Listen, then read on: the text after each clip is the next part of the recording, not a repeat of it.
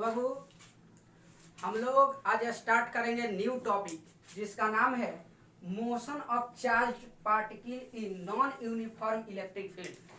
हम लोग अभी तक यूनिफॉर्म इलेक्ट्रिक फील्ड में भिन्न भिन्न तरह के पार्टिकल को रखकर उसे चार्ज करके हम लोगों ने व्यंजक को प्राप्त किया, लेकिन अब हम लोग इस वीडियो में नॉन यूनिफॉर्म की बात करेंगे। अब सवाल ये है कि नॉन यूनिफॉर्म इलेक्ट्रिक फील्ड कैसे जनरेट किया जाता है। तो आपको फर्स्ट में ही पता है, याद कीजिए कि नॉन यूनिफॉर्म इलेक्ट्रिक फील्ड के लिए एक फिक्स चार्ज ले लेते हैं, है ना। वह फिक्स चार्ज किस तरह का होता है, ध्यान दीजिएगा। जैसे हमने यहां एक पॉइंट चार्ज ले लिया, ये पॉइंट चार्ज ले लिया पार्टिकल, जिसको प्लस क्यू आवेश द्वारा आवेशित किया। जब इस पार्टिकल को हम पॉजिटिव चार्ज से आवेशित करेंगे तो इसके चारों तरफ इलेक्ट्रिक फील्ड जनरेट होगा ऐसे, यानी इलेक्ट्रिक लाइन, जिसको हम लोग EFLS के नाम से जानते हैं, है ना। ये इसके इस तरह के डायरेक्शन में ये इलेक्ट्रिक लाइन निकलेगी। कभी भी बाबू जब पॉजिटिव चार्ज लिया जाता है तो उसे जो इलेक्ट्रिक लाइन निकलती है उससे दूर दूर ऐसे निकलती है, जैसा कि हमने इस डायग्राम में दिखाया है।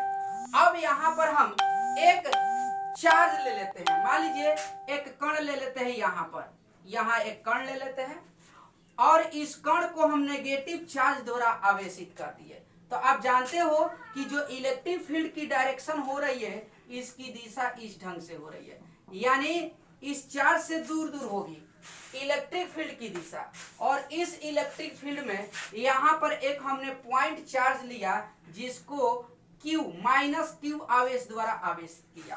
तो आप लोगों को हमने पढ़ा है कि इलेक्ट्रिक फील्ड में यदि कोई आवेशित कण रखा जाता है तो उस पर फोर्स लगने लगता है ना।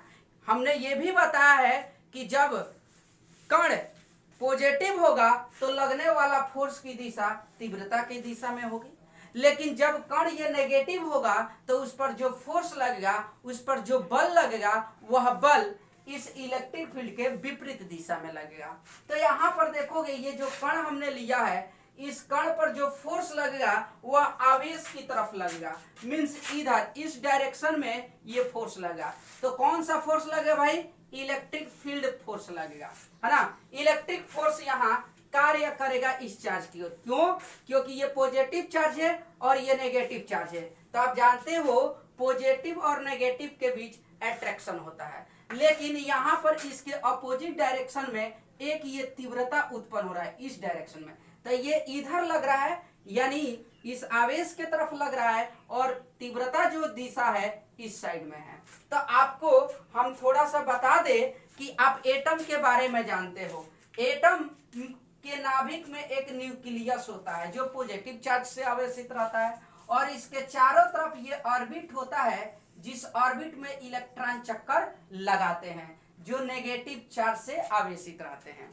तो सवाल ये है कि इलेक्ट्रॉन इसमें चक्कर लगाते हैं, ये पहले से जानते हो, लेकिन क्यों चक्कर लगाते हैं, है ना। तो चक्कर बाबू इसलिए लगाते हैं, जरा इस बात को ध्यान से सुन लीजिए। ये पॉजिटिव है और ये नेगेटिव है, तो पॉजिटिव और नेगेटिव के बीच में इलेक्ट्रिक फोर्स कार्य करने लगता है, लेकिन इस फोर्स को बैलेंस करने के लिए इसके बाहर से एक फोर्स और काम करने लगता है, जिसका नाम है FC। FC का मतलब होता है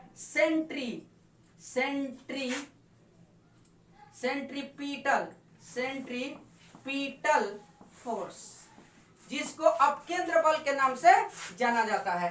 तो अपकेंद्र बल यानी FC जो फोर्स कार्य करता है, इस फोर्स यानी इलेक्ट्रिक फोर्स के तुलना में वह अपोजिट डायरेक्शन में कार्य करता है, और ये जो है नेगेटिव है और ये पॉजिटिव है, ये इस दूसरे को अट्रैक्ट करता है। तो ये जो फोर्स लगता है इस पॉजिटिव चार्ज के लिए लगता है, इसकी दिशा में लगता है, और जस्ट इसके विपरीत दिशा में FC लगता है। यह परिमाण में दोनों फोर्स एक दूसरे के बराबर होता है, यानी मैग्नीट्यूड में ये दोनों फोर्स एक दूसरे के बराबर होने के कारण ये इस ऑर्बिट में इलेक्ट्रॉन चक्कर लगाते रहते हैं। अब थोड़ा सा यहाँ लॉजिक लगाने की बात है। क्या बात है बाबू? तो देखिए यहाँ पर इलेक्ट्रिक फोर्स कार्य कर रहा है इस आवेश के तरफ, लेकिन यहाँ पर इलेक्ट्रिक लाइन यानी इलेक्ट्रिक फील्ड की डायरेक्शन इधर है, देख रहे हैं। तो ये और ये दोनों इक्वल है, बराबर है। तो इसका मतलब कि ठीक उसी तरह से जिस तरह से इलेक्ट्रॉन, उसी तरह से माइनस क्यू चार्ज भी एक वृत्ताकार सतह पर चक्कर लगाने लगेंगे। बोलो करेक्ट है? सही। जैसे आप मिला लीजिए, ये अगर Q नेगेटिव है तो यहाँ इलेक्ट्रॉन नेगेटिव है। यहाँ पर ये चार्ज जो हमने लिया है यह फिक्स चार्ज लिया है ना, यानी ये फिक्स चार्ज है। जैसे न्यूक्लियस इसमें फिक्स रहता है, इधर उधर नहीं जाता, ठीक उसी तरीके से ये चार्ज फिक्स रहता है। और यहाँ पर हमने एक नेगेटिव चार्ज रख दिया जैसे कि इलेक्ट्रॉन है।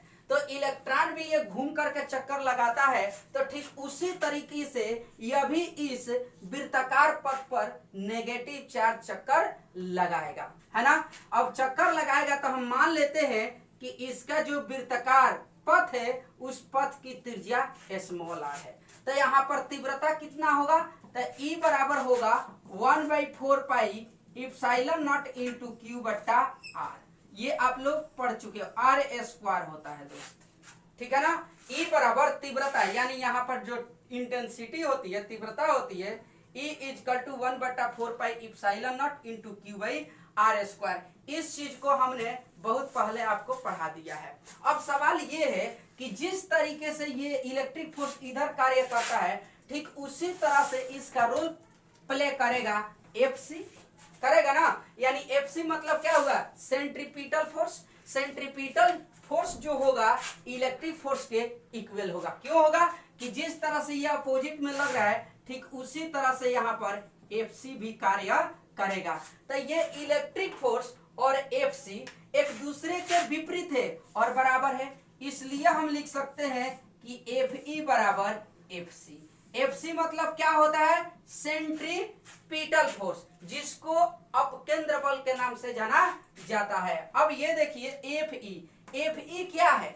Fe इलेक्ट्रिक फोर्स है, तो इस पर जो फोर्स लगने वाला है वह Q इंटू E है, इजकल टू Fc का मतलब हुआ mv स्क्वायर बाई आर। ये तुम लोग फर्स्ट ईयर में पढ़े हो कि इसका जो फार्मूला होता है Fc is equal to mv square by r होता है। ये आप लोग पढ़ करके फर्स्ट ईयर में आए हो बाबू कि अपकेंद्र बल इजकल टू होता है mv स्क्वायर बाई आर। वही चीज हमने यहाँ रख दिया।